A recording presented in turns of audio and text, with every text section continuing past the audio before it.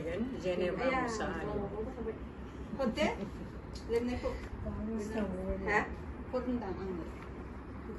औ जमा जाहैदाखौ बिजाबाव आंनि खन्थाइनि मुङा हारसिङै दिनै आंहा रावबो लोगो गैया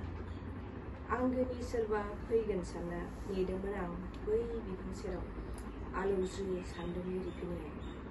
सोमखे मोखाङाव मिनिस्लु जानानै गोरबोआव जोंख्लाबनाय रिथि रिथा हाथरखिफोरा एवथुदों हुरा हुरा सेराव थानाय बिफांनि दाउ जराया सम सम मिज्लौ नायहरदों सानखोमादों जानांगौ साना सोनाबहा जारां गाबलाबाय नोंनि नेनाय रजिया सफैबावगोन दाबि गांसे रुटिखौ सानैजों जानाय खबसे ओंखामखौ रानना जानायनि मिलौदो रादाया गोदो गोदो उन्दुलांनायाव